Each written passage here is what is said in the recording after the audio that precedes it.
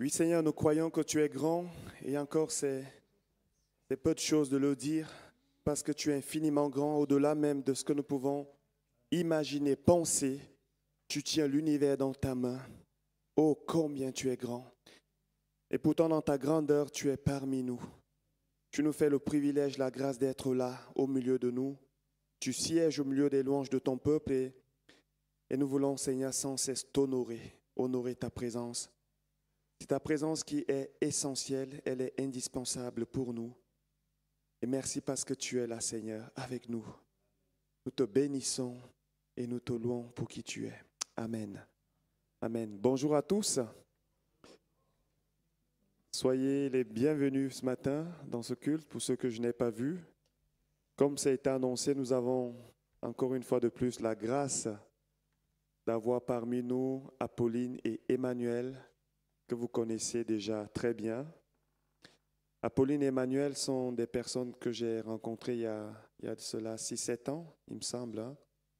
C'était le pasteur Rico de Plain-Palais qui m'avait invité en me disant « Viens, il y a une dame qui a un témoignage extraordinaire.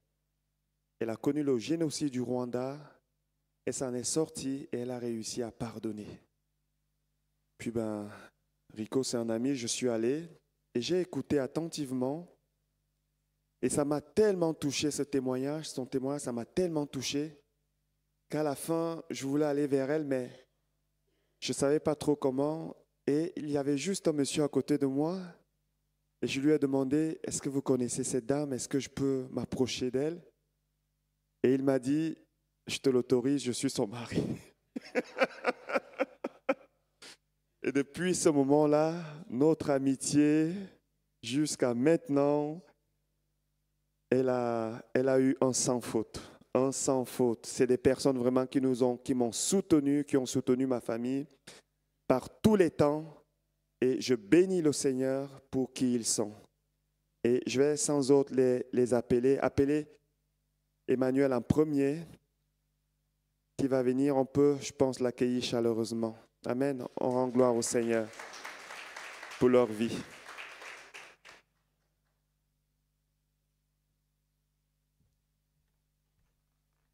Alors, je vais encore le laisser se présenter lui-même.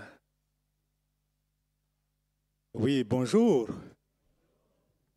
Je suis très heureux de vous revoir. Il y en avait des personnes que nous avons vues hier dans la réunion de prière pour les couples. Vous m'entendez bien? Oui, c'est bien. Et puis, nous avons été bénis, le Seigneur a été avec nous. Nous avons vu comment le Seigneur peut nous parler, des paroles très importantes pour construire nos foyers. Et puis, aujourd'hui, nous avons encore cette occasion de vous voir, toute l'Église. Merci encore pour l'accueil que vous nous réservez chaque fois que nous sommes là. Je pense qu'il n'y a pas d'autre présentation à donner. Et Thomas nous a bien flattés. Bon, merci encore pour votre accueil.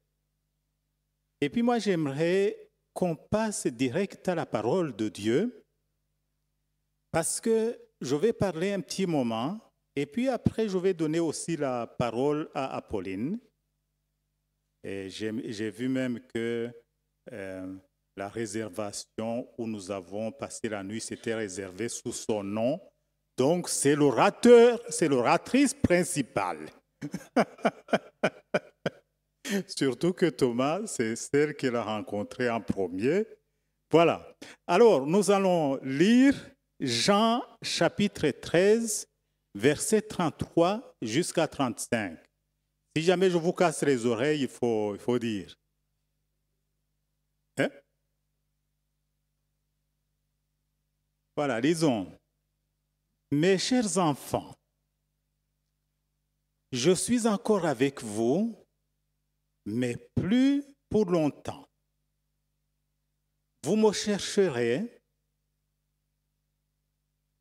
et ce que j'ai dit à tous, je vous le dis à vous aussi maintenant, vous ne pouvez pas aller là où je vais. Ça, c'est Jésus qui parle. Je vous donne un commandement nouveau. Aimez-vous les uns les autres. Oui, comme je vous ai aimé, aimez-vous les uns les autres. À ceci, tous reconnaîtront que vous êtes mes disciples, à l'amour que vous aurez les uns pour les autres. Amen.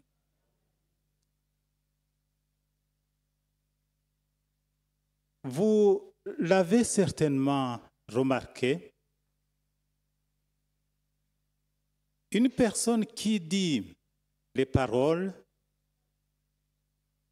et vous dit, je vais vous donner les paroles, mes dernières paroles, avant de partir, ou bien avant de mourir, ces paroles requièrent une importance capitale. Vous savez que on peut mourir par accident, malheureusement, puis on n'a pas le temps de se préparer, mais aussi on peut tomber malade et puis passer un long moment de maladie et puis on sent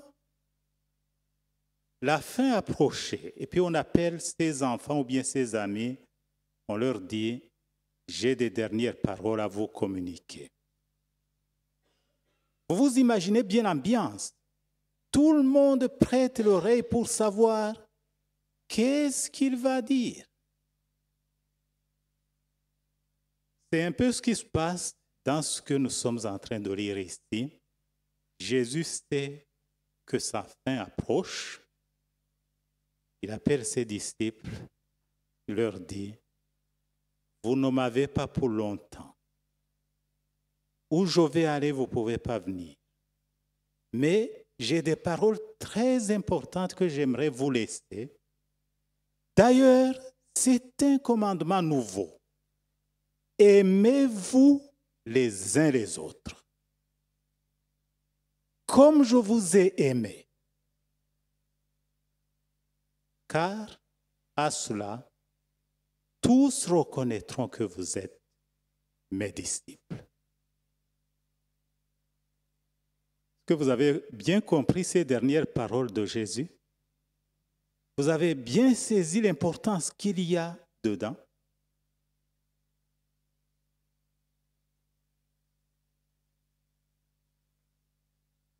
Dans la vie, au bout d'un long trajet, parfois on aime bien s'arrêter et se poser la question, où est-ce que j'en suis? Et aujourd'hui, ce que j'aimerais aussi que nous fassions, mes frères et sœurs, c'est de nous poser cette question. Où est-ce que nous en sommes?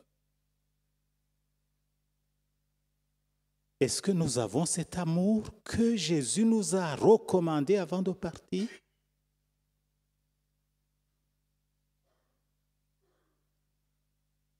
Parfois, nous entendons des personnes qui disent, « Ah oui, dans mon église, il n'y a pas d'amour. » Vous avez déjà entendu des propos comme ça? Sûrement. Dans mon église, il n'y a pas d'amour. C'est un peu partout, on peut entendre des paroles comme ça. Mais la question aujourd'hui que Jésus nous demande, il ne nous demande pas, est-ce que dans ton église il y a de l'amour? Plutôt, il demande, est-ce que toi, tu as cet amour? Est-ce que j'ai cet amour? C'est ça, l'examen de conscience que j'aimerais que nous ayons aujourd'hui. Est-ce que j'ai cet amour? Jésus nous a montré l'importance de cet amour. Il dit d'abord, comme je vous ai aimé, aimez-vous aussi comme moi, je vous ai aimé. Je suis amour. Ce qui me caractérise, c'est l'amour. Mes enfants doivent être caractérisés aussi par l'amour.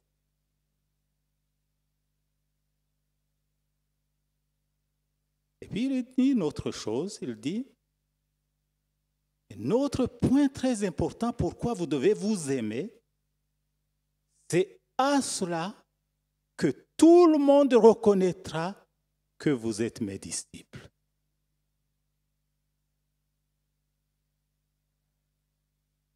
Est-ce que tout le monde nous reconnaît que nous sommes des disciples de Dieu, de Jésus, par l'amour que nous avons réellement? Est-ce que c'est ça qui nous fait nous reconnaître, nous les croyants, les évangéliques, les pentecôtistes? Je connais un jeune, c'est un jeune qui est souvent dans les réunions de prière, et puis il écoute souvent ce que les gens disent. Il écoute ce que nous disons aussi, notre langage, et puis souvent il aime imiter ce que les évangéliques nous faisons. Sentez-vous libre. On s'aime dans le Seigneur. Frères et sœurs, j'arrive pas à l'imiter comme il le fait, mais c'est à peu près comme ça. Donc c'est nos langages comme ça qu'il est en train d'imiter pour dire ce qui nous caractérise. Mais à aucun moment, il nous a dit que nous sommes caractérisés par l'amour. Et ça, c'est dommage.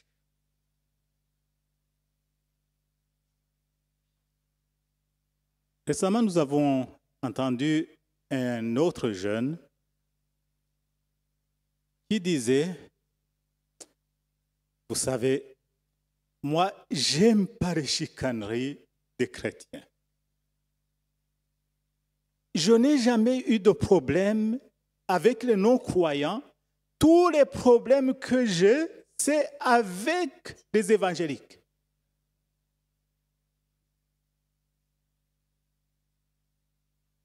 Est-ce que réellement nous sommes caractérisés par cet amour que Jésus nous a dit? Et c'est vraiment dommage que quelqu'un puisse nous caractériser par nos chicaneries. Moi, je viens du canton de Vaud. Est-ce que peut-être à Genève, il n'y a pas de chicanerie entre les croyants, non? Ça se passe peut-être au canton de Vaud seulement.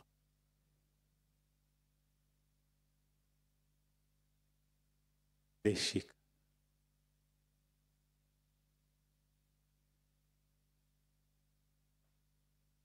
Est-ce que nous sommes caractérisés plutôt par notre habillement? On s'habille comme ça, on parle comme ça. Les chrétiens, c'est des gens, le dimanche matin, ils prennent leur Bible sous le bras, ils vont à l'église. Est-ce que c'est ça qui nous caractérise?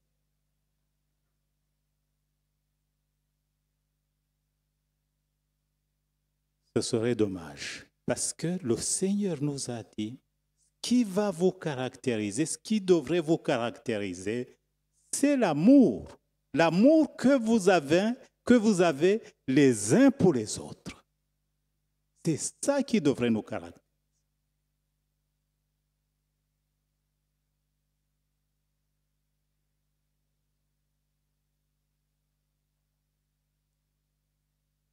Mais cet amour, c'est quoi? L'amour dont Jésus parle ici, c'est lequel? C'est quoi cet amour? Est-ce que c'est le fait de nous appeler frères et sœurs, c'est ça l'amour? Est-ce que c'est de nous taper sur les épaules à la sortie du culte, en train de prendre le café? C'est ça l'amour que Jésus nous demande?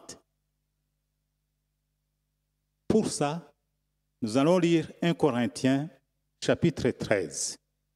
1 Corinthiens chapitre 13. On n'aura pas le temps de tout regarder en profondeur, hein, mais on va parler tel que le Seigneur nous le donne. 1 Corinthiens chapitre 13.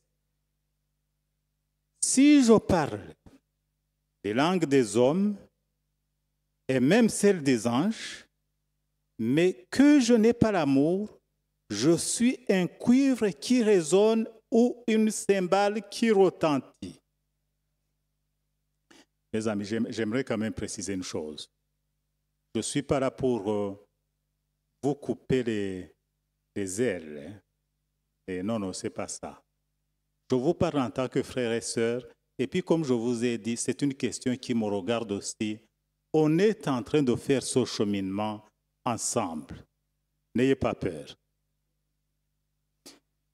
Si je parle les langues des hommes et même celles des anges, mais que je n'ai pas l'amour, je suis un cuivre qui résonne ou une cymbale qui retentit.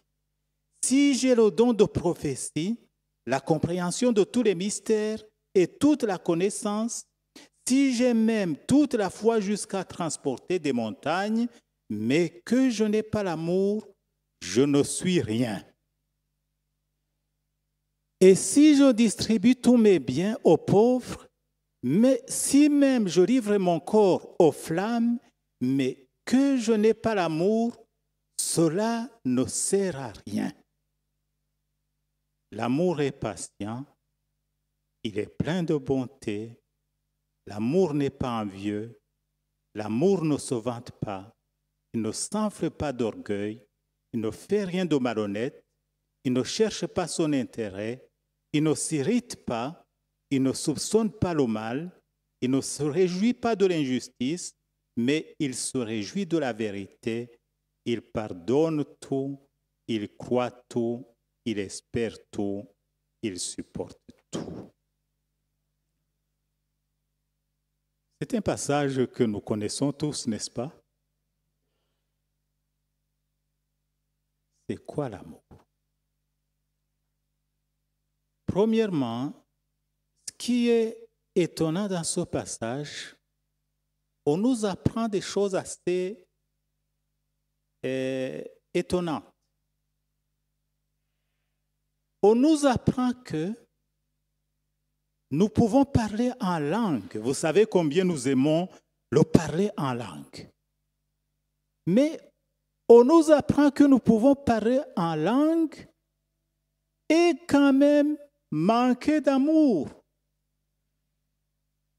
Et puis, on nous apprend que nous pouvons prophétiser et quand même manquer d'amour. Est-ce que c'est possible? Oui, c'est possible, parce que le Seigneur le dit. Puis vous savez aussi que si on n'aime pas quelqu'un, on peut lui prophétiser le malheur, parce qu'on ne l'aime pas. Et puis on nous apprend même qu'on peut donner ses biens ou bien faire des actes de générosité, mais manquer d'amour. L'amour, c'est quoi alors? Ici, Paul, il va nous donner une explication de l'amour. On ne va pas entrer en détail parce que après je vais laisser aussi Apolline parler un peu. Mais j'aimerais parler sur 3 choses que la parole de Dieu nous dit ce qu'est l'amour.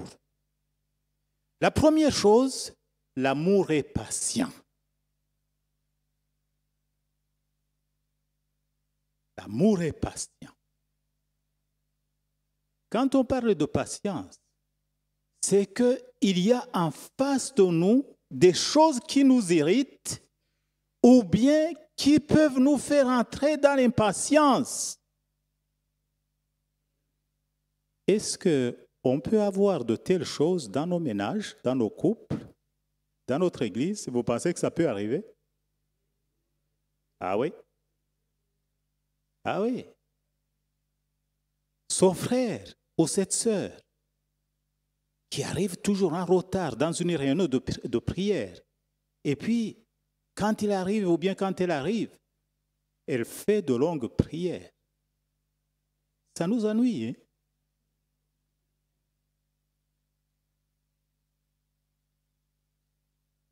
J'aimerais vous dire, l'église que nous sommes, c'est différent d'un club. Et gloire à Dieu. nous ne sommes pas comme des clubs. Récemment, j'ai lu un article dans un journal qui parlait d'une histoire triste. À Londres, il y a un club de gens riches qui ont fait de longues études, qui gagnent beaucoup d'argent, peut-être vous avez vu aussi dans le journal. Et puis, ils tiennent une liste secrète de membres. Et puis, on ne peut pas accueillir n'importe qui. On doit être dans cette catégorie de personnes dont je viens de parler. Et puis, surtout, ce qui a fait scandale, les femmes ne sont pas admises.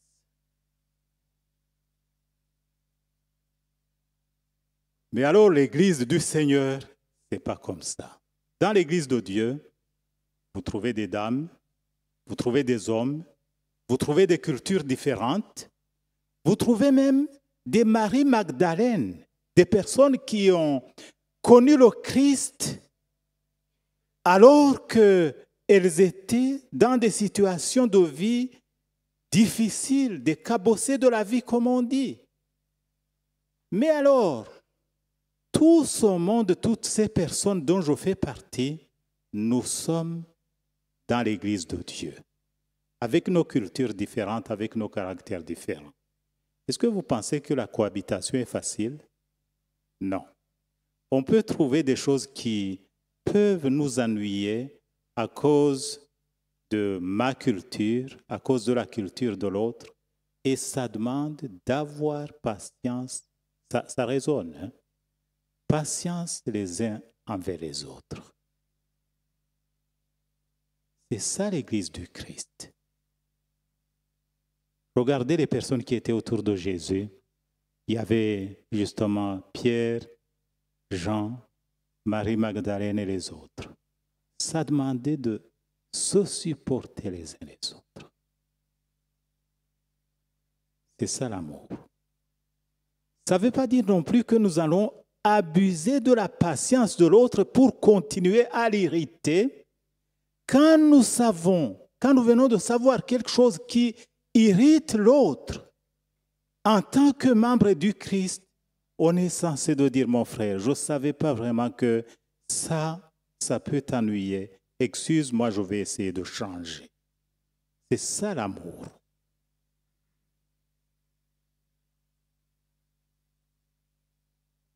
Est-ce que vous êtes prêts qu'on aille dans cette démarche d'amour? Vous savez que ce que nous représentons aujourd'hui, c'est ce que nous serons au ciel. Moi, j'aime bien l'Église quand je vois comme ça des personnes différentes. Parce qu'au ciel, ce sera comme ça. Vous savez, cette parole de Apocalypse qui dit « Je vis des personnes de toute nation, de toute culture, de toute couleur », peut-être il aurait pu ajouter, et c'est ça que nous ferons dans le royaume de Dieu. Et c'est ce que nous sommes encore ici sur terre. Mais nous devons laisser cet amour vivre entre nous, autrement nous allons créer des chicaneries et puis ça risque d'altérer le message que Jésus nous a laissé, que l'amour va nous caractériser. Vous me suivez toujours? Amen. Deuxième chose que j'aimerais relever, l'amour ne s'enfle pas d'orgueil. Ou orgueil dans l'Église. Orgueil dans nos couples de chrétiens. Est-ce que ça c'est possible, vous pensez? Les chrétiens, nous sommes humbles. Seigneur, tu nous as fait du bien, nous sommes tes enfants. Orgueil, non. Mais dans nos couples, quand la femme veut parler, et puis que le mari lui dit « silence », ce n'est pas de l'orgueil. Ou bien, dans l'église, quand je dis « oui, on va voir comment ils vont faire », quand je suis là, je prie et le Saint-Esprit descend. Si jamais je pars, l'église est morte. Ça, c'est l'orgueil. Ou bien, je suis dans la louange. Je suis le pilier. Si je ne suis plus là, ça va tomber. Ça, c'est l'orgueil. C'est comme si on disait que si on part, on va partir avec le Saint-Esprit. Et le Saint-Esprit ne sera plus dans l'Église. Ça, c'est l'orgueil. Les prédications aussi. Ah, quand j'ai prêché, tout change. On voit qu'il y a des miracles qui se font quand j'ai prêché. C'est pas l'orgueil, ça? Ça, c'est l'orgueil. Et ça, pas mal divisé les églises à cause de l'orgueil. Demandons au Seigneur de nous aider, de nous examiner aussi. Où est-ce que nous en sommes? Est-ce que je suis orgueilleux? Seigneur, excuse-moi, pardonne-moi, change-moi. Est-ce que je suis patient vers l'autre? Seigneur, change-moi. Est-ce que j'irrite les autres? Seigneur, change-moi.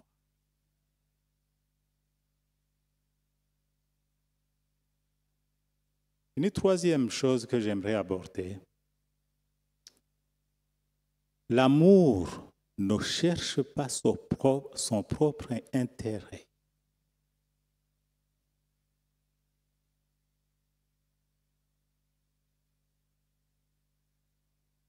Ça, c'est un sujet aussi qui peut être délicat.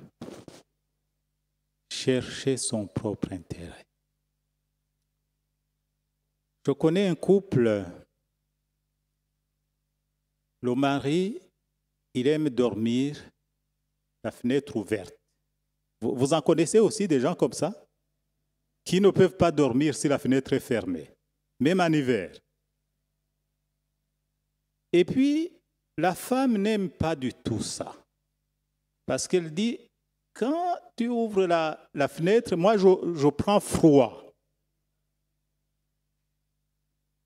Alors finalement, ce couple, comment il a résolu le problème pour essayer de trouver chacun son intérêt? Il a dit, ma femme, je vais ouvrir la fenêtre. Mais par contre, si je m'endors et puis que tu te réveilles et puis que tu as froid, vas-y, ferme la fenêtre. Et puis si je me réveille et puis que je sens que je n'ai pas d'air, je vais discrètement l'ouvrir. C'est comme ça qu'ils ont résolu le problème. Je ne sais pas comment vous avez résolu votre problème.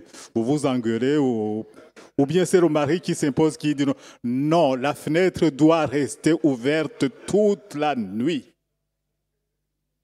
Puis la femme, alors, elle dit non, si tu ouvres la fenêtre, je change de chambre.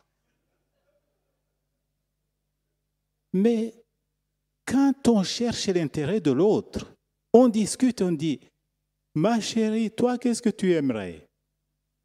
Et puis on essaie de trouver le commun accord. Et puis dans l'Église, c'est comme ça aussi, on doit se soucier de l'autre. Est-ce que ce que je suis en train de faire n'est pas en train de déranger l'autre? Je cherche aussi l'intérêt de l'autre. Chercher les intérêts des autres, ce n'est pas de leur gagner de l'argent, c'est plutôt de voir ce qui leur convient. Voilà mes amis, le temps, il est court. On ne pourrait pas non plus parler en longueur dans un culte du matin, mais c'était juste vous donner des exemples de ce que nous pouvons vivre en tant qu'Église de Dieu, pas comme club. Ce n'est pas possible. Mais par contre, sachez que nous avons besoin de cet amour. Et puis, comprenons aussi ce que ça veut dire l'amour.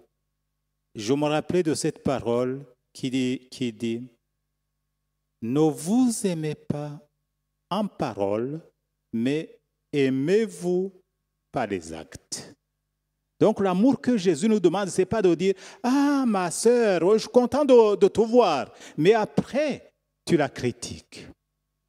L'amour, c'est l'amour en acte et pas en parole. Apolline va continuer.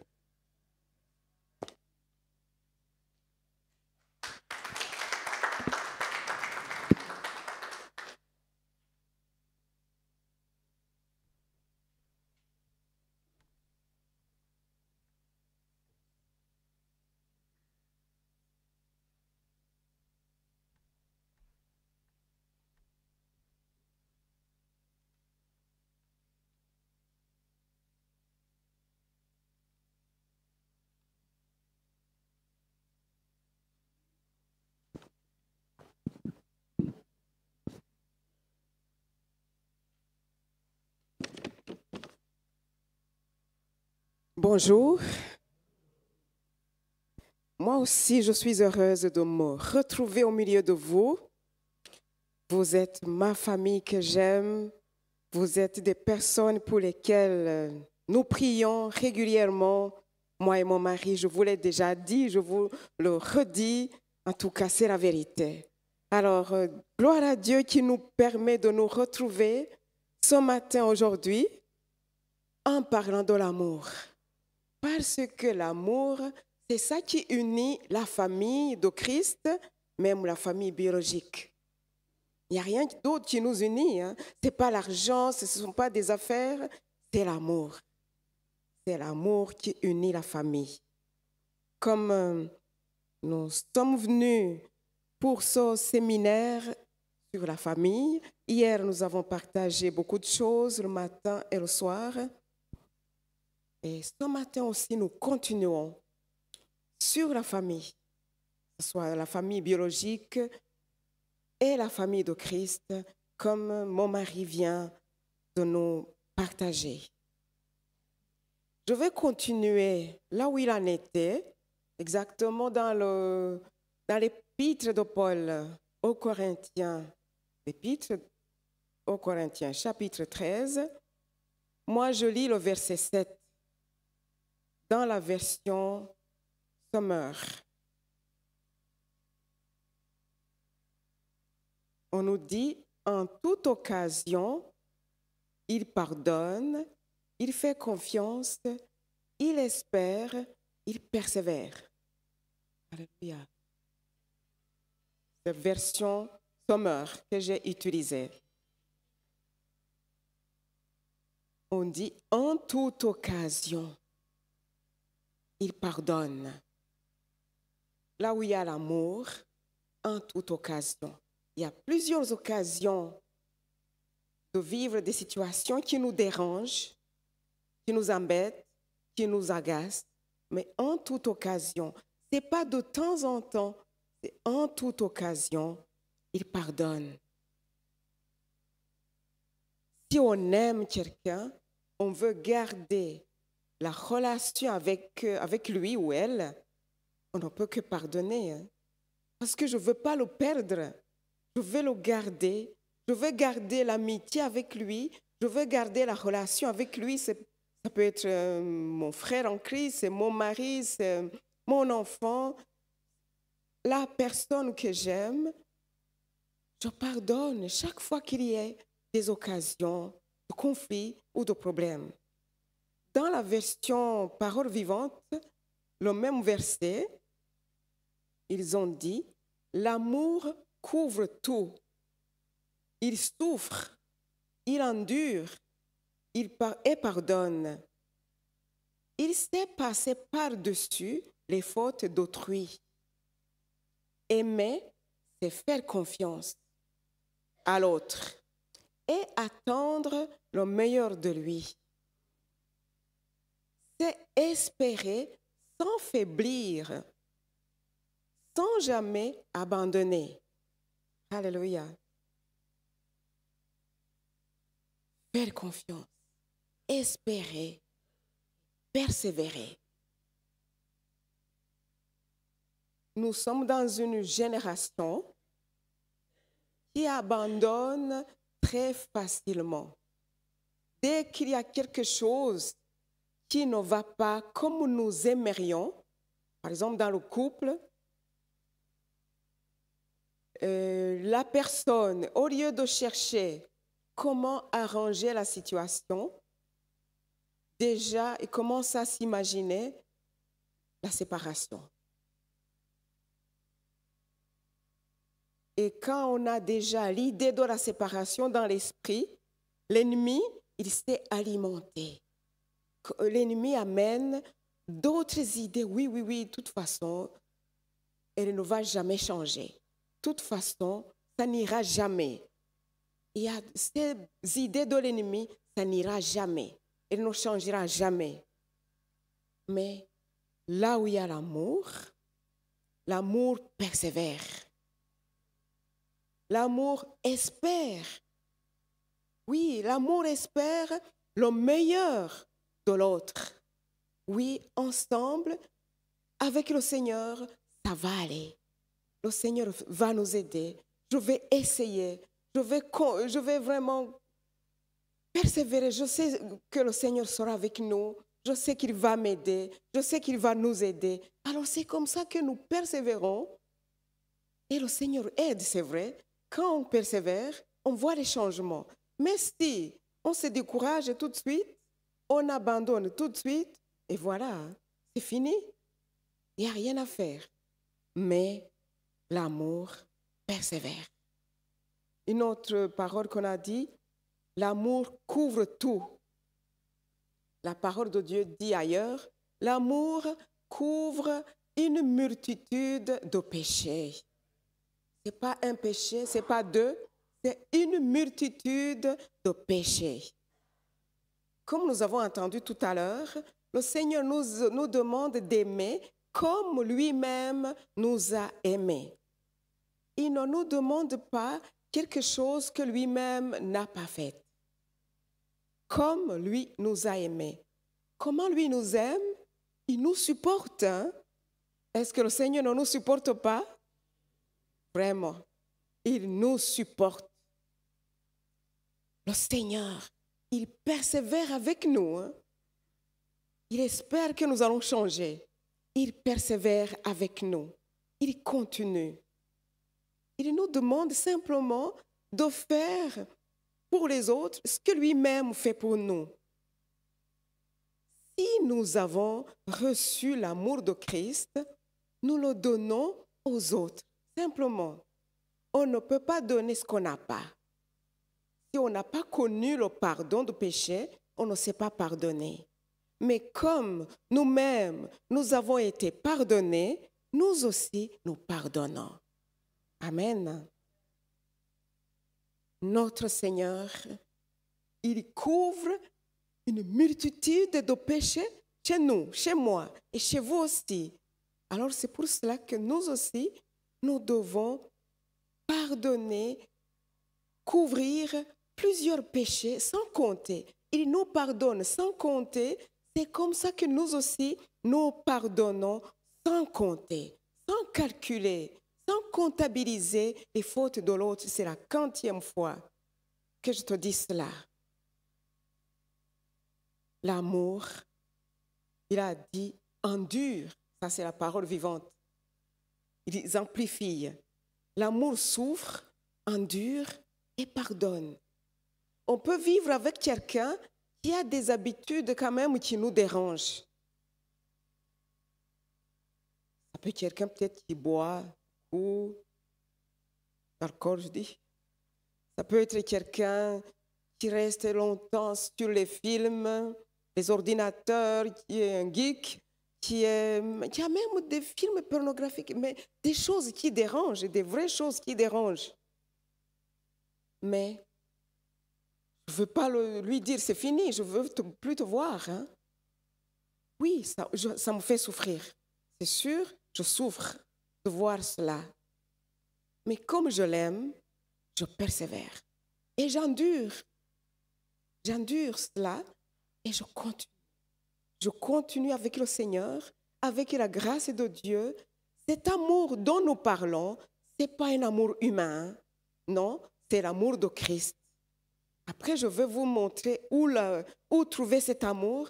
Mais cet amour, c'est vraiment l'amour de Christ en nous. Cet amour, c'est le fruit de l'esprit en nous. Ce n'est pas l'amour humain.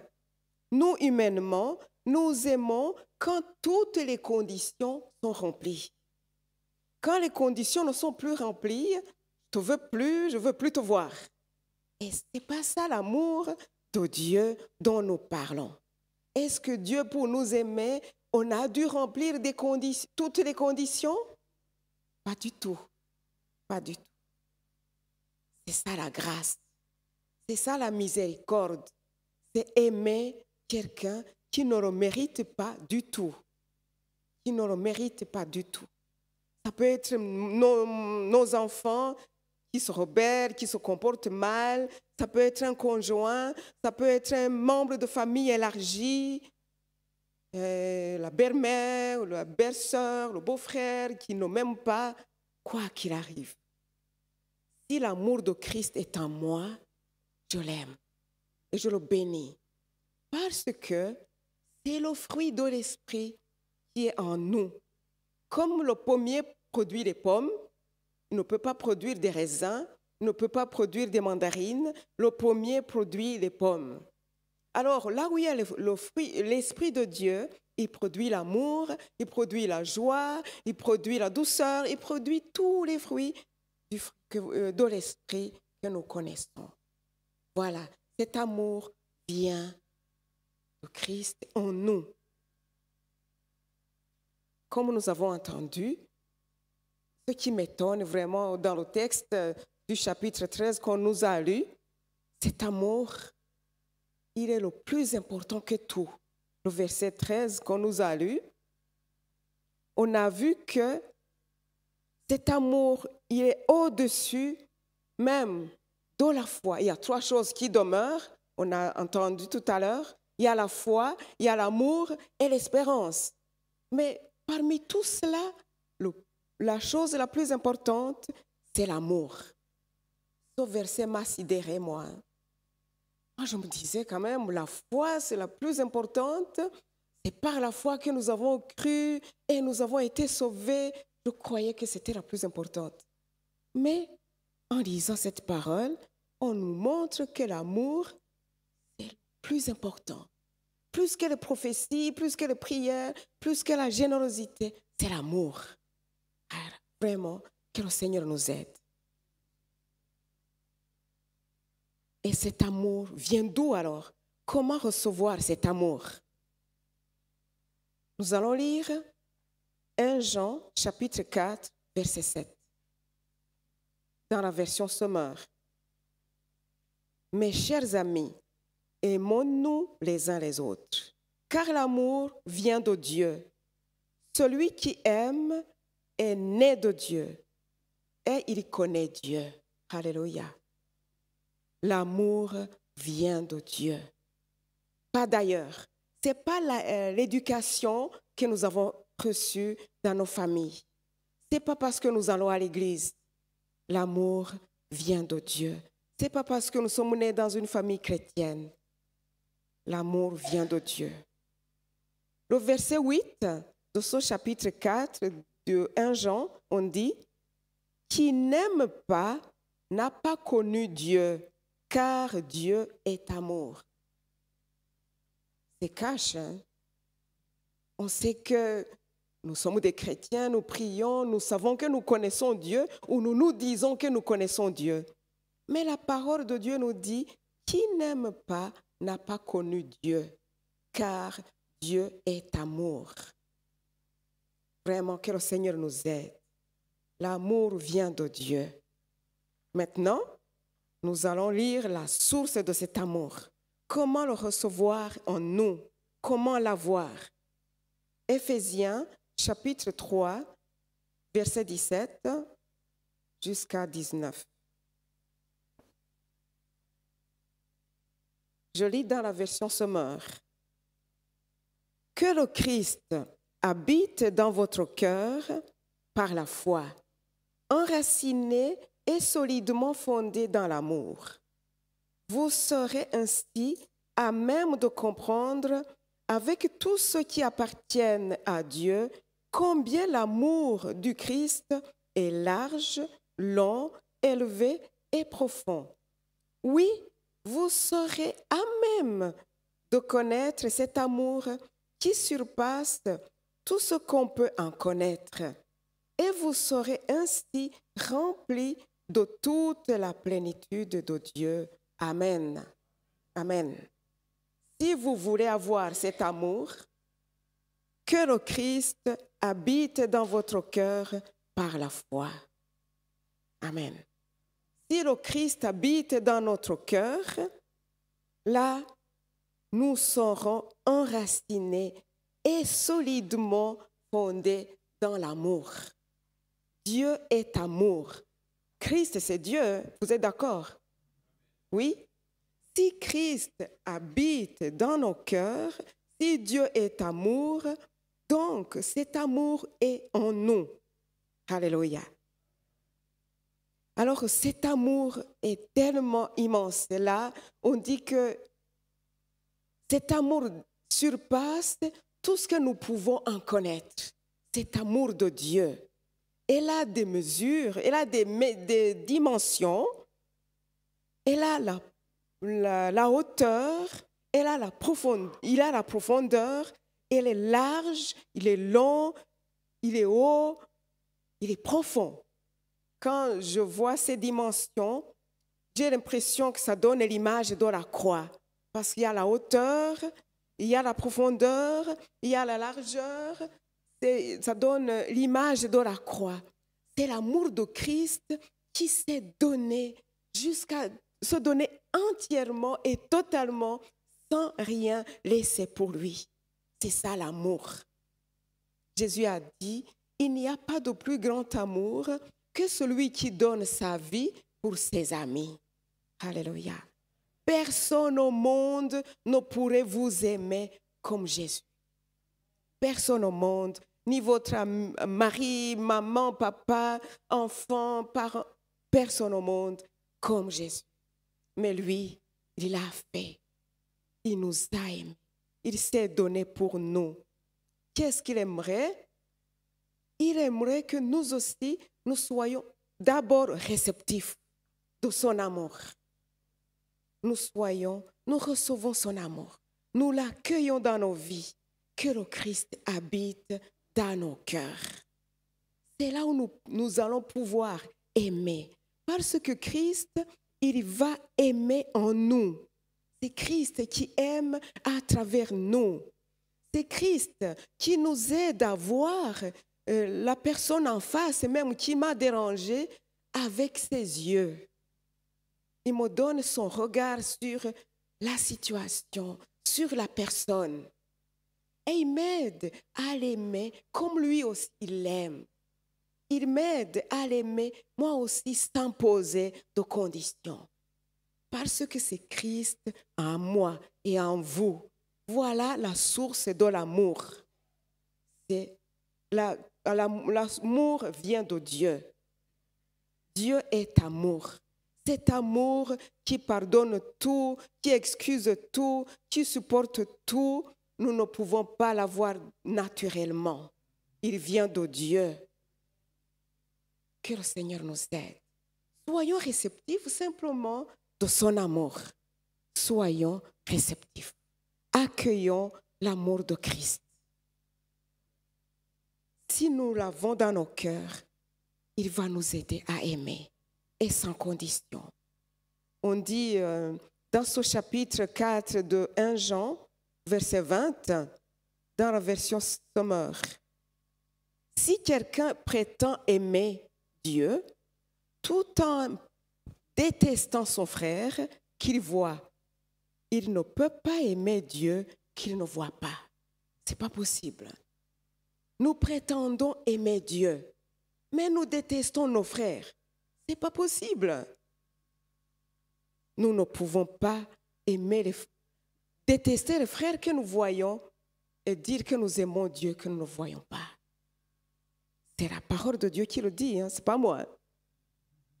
Comme Emmanuel nous a dit, nous nous examinons, nous faisons notre examen de conscience. Un des signes qui montre les signes de la fin des temps, dans le chapitre 24 de Matthieu, je n'ai pas donné ce texte, chapitre 24 de Matthieu, on nous donne des signes de la fin des temps. On parle des guerres, on parle des tremblements de terre, on parle de la famine, mais on parle de beaucoup de choses. L'évangile sera prêché au monde entier. Mais une des choses, au verset 20, je pense que c'est 12,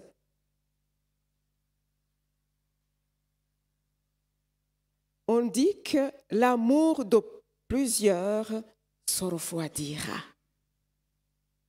L'amour de plusieurs se refroidira. On dit, comme le mal ne cessera pas de croître, est-ce que le mal ne grandit pas dans ce monde? Les guerres, il y en a tellement aujourd'hui, les tremblements, les famines, il y a tout. Tous les signes sont là. Mais l'amour de plusieurs se refroidira. On parle des faux prophètes, il y en a. Tout est là. L'amour de plusieurs se refroidira aussi. Un des signes de la fin des temps. Est-ce que ton amour n'a pas encore refroidi? Mais on dit au verset 13 de ce chapitre 24 de Matthieu, « Mais celui qui tiendra jusqu'au bout sera sauvé. » Amen. Même si les autres tombent, il y a la persécution, il y a toute forme d'épreuve, de problème. Mais celui qui tiendra jusqu'au bout sera sauvé. Ce n'est pas tenir quelques années, hein. C'est tenir jusqu'au bout. Alors, frères, sœurs, bien-aimés, le Seigneur nous demande vraiment, excusez-moi, j'ai un verset que j'aimerais donner, que je n'ai pas donné au Beamer, c'est Jérémie 31, 3. On dit, « Dès les temps reculés, l'Éternel lui est apparu et lui a dit, « D'un amour éternel, je t'aime. C'est pourquoi je t'attire par l'affection que je te porte. Amen. » Ça, c'est la déclaration d'amour que le Seigneur nous fait aujourd'hui, ce matin. Dès les temps reculés, il lui est apparu et lui a dit, ça c'est à Israël, hein, « D'un amour éternel, je t'aime. C'est pourquoi je t'attire par l'affection que je te porte. » Le Seigneur t'aime. Le Seigneur a beaucoup d'affection pour toi. Peut-être, tu penses que personne ne t'aime. Tu as été rejeté par la famille, par les proches. Tu penses que même le Seigneur ne t'aime pas. Mais lui dit, je t'attire par l'affection que je te porte. Reçois mon amour. Viens à moi. Je vais remplir ton réservoir d'amour. Peut-être ton amour, ton réservoir d'amour est vide et à sec. Et il te dit, viens à moi. Viens en moi. Accepte-moi dans ta vie. Laisse-moi habiter dans ton cœur. Laisse-moi te combler. Laisse-moi te remplir. Vraiment, acceptons cet amour que le Seigneur veut nous donner. C'est son amour à lui. Nous ne pouvons pas donner ce que nous n'avons pas. On peut écrire ces jolis versets dans les faire-part de mariage. L'amour endure, l'amour est patient. Et on ne le vit pas chez nous. Et ça sert à quoi? L'amour vient de Dieu. Accueillons Dieu dans nos vies. Recevons Jésus-Christ dans nos vies. Alors, j'appelle l'équipe de louange. Ils peuvent venir vraiment. Nous allons chanter ce chant qui dit « Je te donne mon cœur ». C'est vraiment une nouvelle consécration. La consécration à Dieu, c'est un choix de tous les jours. On ne peut pas dire « J'ai déjà donné ma vie au Seigneur il y a 20 ans en arrière et ça suffit ». C'est un choix de tous les jours. Aujourd'hui, nous allons dire, Seigneur, je te donne mon cœur. Il ne m'appartient plus. Tout ce que j'ai est pour toi. Nettoie-moi, Seigneur. Nettoie ma vie. Nettoie mon cœur. Là où il y a l'amertume, là où il y a le ressentiment, Seigneur, je te prie. Remplace tout cela par ton amour, par ta vie en moi. Peut-être j'inviterai Emmanuel et Thomas aussi pour que nous prions ensemble. Et vous, mes bien-aimés, nous allons ouvrir nos cœurs au Seigneur Jésus. Recevons cet amour. Votre réservoir d'amour est à sec. Ouvrez votre cœur à Christ. c'est lui la source de l'amour. Là, vous pourrez aimer sans condition. On laisse le groupe de louanges chanter, mais chantons avec eux de tous nos cœurs, d'accord? De tous nos cœurs, en réfléchissant sur les paroles que nous chantons. S'ils ne sont pas d'accord avec ce que nous chantons, ne chantons pas. Si je dis, je te donne mon cœur, que je ne le donne pas, ne chantez pas. Mais si vous voulez donner votre cœur à Christ, chantez ce chant et que ça soit ainsi. Alors, on y va.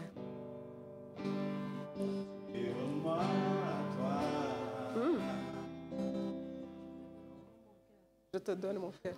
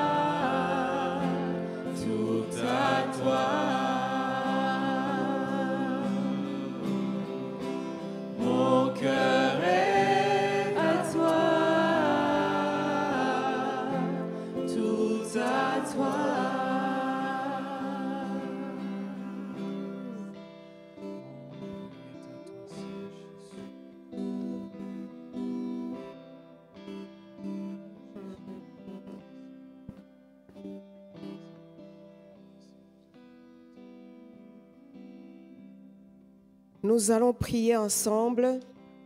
Est-ce qu'il y a des personnes qui veulent donner leur vie au Seigneur pour la première fois?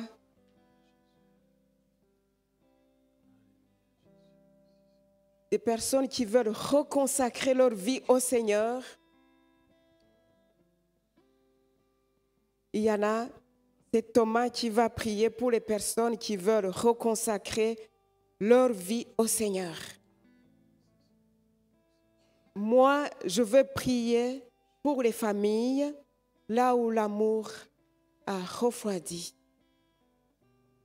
Emmanuel va prier pour l'Église, pour le corps de Christ, là où l'amour a refroidi aussi.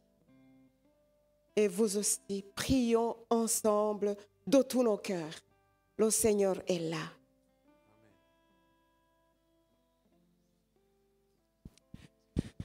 Et Seigneur, nous voulons te remercier parce que ce matin, tu nous parles d'amour. tu attires avec des cordages d'amour et nous te présentons tous ceux qui ce matin ont levé la main pour se reconsacrer à toi, pour revenir à toi et pour redécouvrir peut-être même aussi toute cette dimension de ton amour qui est large, qui n'a pas de limite. Et Seigneur, nous prions que ces personnes qui ont levé la main, ces personnes qui ont fait ce pas de foi vers toi, Seigneur, que ton amour vienne les étreindre, que ton amour, Seigneur, les environne, que ton amour, Seigneur, vienne encore les remplir. Seigneur, saisis-les, garde-les, Seigneur, dans ton amour et permets que, Seigneur, ils puissent rester attachés à toi, qu'ils puissent demeurer en toi. Merci, Seigneur, de les visiter maintenant par ton Esprit Saint. Merci de leur montrer à quel point tu les aimes. Bénis-les, Seigneur, garde-les près de toi au nom de Jésus. Amen. Seigneur, nous venons devant toi. Nous voulons te montrer les familles que nous représentons ici. Tu connais là où l'amour fait défaut. Tu connais les familles que l'ennemi a divisées. Seigneur, nous prions de tout cœur. Viens restaurer les familles. Nous prions Jésus, toi qui es venu pour détruire toutes les œuvres du diable. Nous te prions vraiment, viens détruire toutes les œuvres du diable dans les familles. Dans le nom de Jésus-Christ. Nous prions que les murs de séparation que l'ennemi a construits dans les familles tombent dans le nom de Jésus-Christ. Nous prions que les forteresses que l'ennemi a érigées, même entre les couples, que ces forteresses d'inimitié, ces divisions tombent dans le nom de Jésus-Christ. Seigneur Jésus-Christ, ramène l'amour là où l'ennemi a mis la haine, dans le nom de Jésus-Christ. Que la haine soit remplacée par l'amour sans condition. Nous prions vraiment que cet amour qui vient de toi habite dans nos familles, soit visible dans les familles que nous représentons. Bénis les familles qui sont ici représentées, Jésus, afin que notre entourage puisse nous voir et dire, voilà combien ils s'aiment. Voilà comment les enfants de Dieu s'aiment. Seigneur, nous prions de tous nos cœurs. Viens réparer ce que l'ennemi a cassé. Les relations dans les familles, entre les parents et les enfants, entre les conjoints, dans les familles élargies. Nous crions à toi, Seigneur Jésus, viens reconstruire les relations familiales. Bénis ton peuple, bénis tes enfants, et nous nous remettons à toi, dans le nom de Jésus-Christ. Amen. Amen. Oui, Seigneur, tu nous as parlé aujourd'hui. Nous avons entendu ta voix concernant l'amour. Nous avons senti résonner dans nos cœurs, aimez-vous les uns les autres comme je vous ai aimé. Et Seigneur, ce que nous avons entendu aussi, c'est que cet amour, nous ne pouvons pas le produire nous-mêmes. C'est ton esprit qui le produit. Nous voudrions d'abord te dire, Seigneur, pardonne-nous où nous avons manqué d'amour envers notre frère, notre sœur, notre conjoint. Seigneur, lave-nous par ton sang.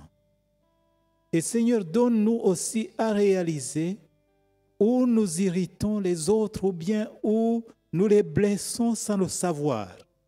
Éclaire-nous, Seigneur. Nous te prions pour ton Église. Nous prions pour que vraiment ton esprit agisse et qu'il répande cet amour que nous avons entendu aujourd'hui. Nous prions pour que cette Église soit un exemple d'amour à Genève. Nous prions que toutes les personnes qui viennent dans cette Église y trouvent l'amour comme il se doit. Et Seigneur, nous te demandons aussi que nous cessions d'accuser les autres de manque d'amour alors que nous n'en avons pas nous-mêmes. Seigneur, merci que tu vas nous écouter et nous répondre au nom de Jésus. Amen.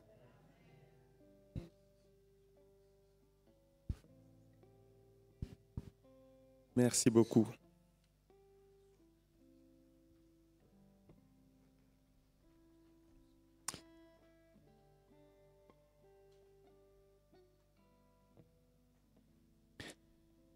Amen.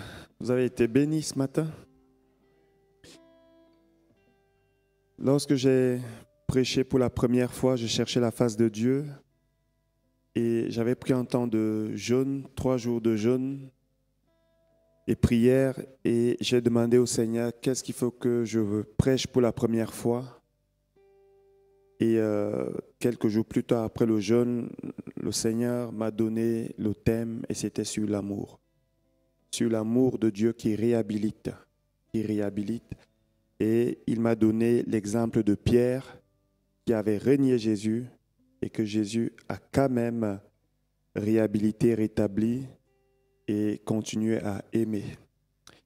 Et je crois vraiment que le Seigneur je crois que l'amour de Dieu, on a tellement parlé de l'amour de Dieu qu'on perd un petit peu, ça a perdu un petit peu de son impact. Je crois que Dieu nous aime au-delà de toute imagination. Il nous aime profondément. Il nous invite aussi à aimer. J'ai beaucoup apprécié Jean 13, 35. À ceux-ci, tous connaîtront que vous êtes mes disciples, si vous avez de l'amour les uns pour les autres. Les uns pour les autres. Je crois que nous devons faire beaucoup d'efforts pour réchauffer cet amour, pour conserver cet amour en tant que famille ecclésiastique. C'est vraiment important parce que c'est un témoignage. D'ailleurs, c'est le plus grand témoignage. Et Jésus, à ce qui paraît dans ce verset, c'est peut-être même le seul témoignage. Tous, qui peut atteindre tout le monde. Tout le monde. À ceux-ci, tous connaîtront à l'amour que vous aurez les uns pour les autres. Merci beaucoup, cher Emmanuel, chère Apolline, pour ce message qui nous touche profondément. Nous allons maintenant passer aux annonces. Mercredi, nous avons notre rencontre de prière hebdomadaire à 20h. Non, j'annonce maintenant qu'à partir de la semaine prochaine et les 2 semaines qui suivent, je serai absent parce que je vais prendre des vacances. Je vais aller en lune de miel avec ma chérie. Quand on a eu le séminaire déjà hier, les gens étaient surpris de me voir et je pense qu'il y a certains qui sont surpris de me voir ce matin. Non, ce n'était pas pendant cette semaine, c'est les 2 semaines qui suivent. Je ne serai pas là, mais vous allez être bien entourés. Il y a Maxime qui est là, qui aura le téléphone de l'église. Si vous avez besoin, n'hésitez pas à le contacter. Il est disponible. C'est quelqu'un qui a beaucoup d'amour. Il y a d'autres personnes qui sont aussi là. Vous pouvez les appeler. Pas seulement le pasteur ou un ancien, vous pouvez appeler un frère et il peut prier avec vous. Mais mercredi prochain, à 20h, venez prier pour les besoins qui seront donnés, les sujets de prière. Prions aussi, j'en profite aussi pour dire que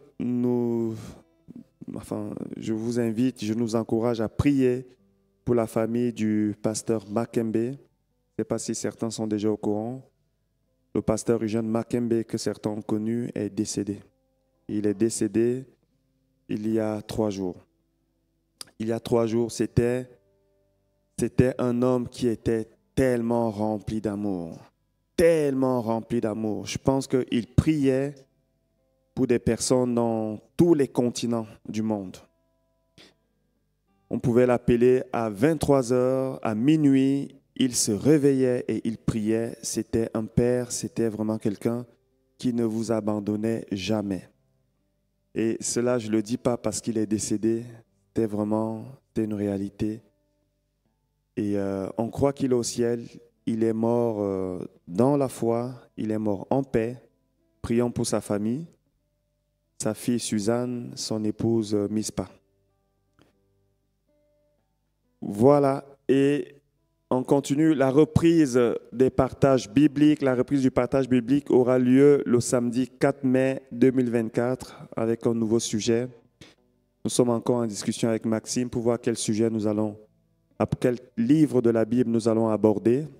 Mais la reprise, notez déjà, c'est le 4 mai, ça sera avec Maxime. Et je reprendrai la suite, enfin on le fera ensemble. À 15h. 15h. Donc. Voilà, nous allons passer maintenant aux offrandes que chacun donne comme il a résolu dans son cœur.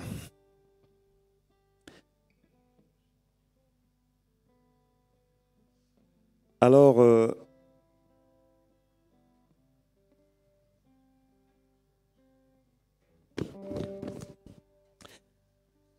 Jean-Michel m'informe que dimanche prochain, le pont du Mont-Blanc est fermé. Le pont du Mont-Blanc est fermé à cause du marathon de Genève. Donc, il y aura quelques perturbations à cause de ce marathon. Mais je nous encourage quand même à venir louer le Seigneur. Amen. Je pense qu'il y a d'autres chemins, il y a d'autres routes qu'on peut emprunter. Partir un peu plus tôt pour être ici à l'heure. Je crois que Dieu, même pendant le marathon, est quand même digne qu'on se retrouve ici pour le louer et adorer. Amen. Non, les trams fonctionnent. Alors les trams fonctionnent. Certaines lignes de bus vont être déviées, mais les trams fonctionnent. Pardon? Voilà, les bus fonctionnent aussi. Ils sont seulement déviés. Voilà, je suis content aussi d'avoir vu mon ami Antonio. Ok, Antonio, bon voilà, on est content de l'avoir vu ce matin, que Dieu le bénisse. Maintenant, est-ce qu'il y a des nouvelles personnes qui sont là pour la première fois? Je crois que tout le monde est ancien, une nouvelle personne qui vient pour la première fois? Non. On va se lever, on va prier.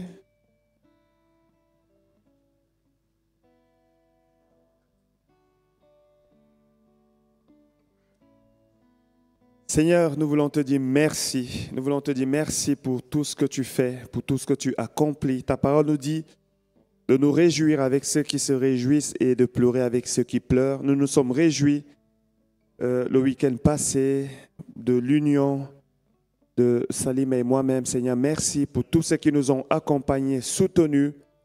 Maintenant, Seigneur, nous te remettons aussi la famille de ton serviteur Makembe Hygiène, qui a été quelqu'un qui a beaucoup porté, qui a été toujours une personne qui a encouragé, qui a toujours démontré ton amour autour de lui. Maintenant qu'il t'a rejoint, Père, nous demandons que tu fasses grâce à sa famille, que tu étendes tes consolations, que ta main, Seigneur, soit étendue sur sa famille. Seigneur, viens les entourer, viens les garder, fais-leur du bien. Nous les bénissons au nom de Jésus. Merci aussi, Seigneur, pour cette semaine qui s'ouvre. Sois avec chacun de nous, conduis-nous, dirige nos pas, que ton Esprit Saint nous inspire et qu'il nous oriente, Seigneur, dans tes voies, mais surtout, Seigneur, que ton Esprit continue de répandre dans nos cœurs ton amour. Merci parce que nous savons que tu le fais, Seigneur, à cause de ta miséricorde, de ta bonté et de ta volonté, Seigneur, de nous donner, de nous remplir de ton amour. Au nom de Jésus, Amen. Soyez bénis, bon dimanche et bonne semaine. Soyez bénis au nom du Seigneur Jésus.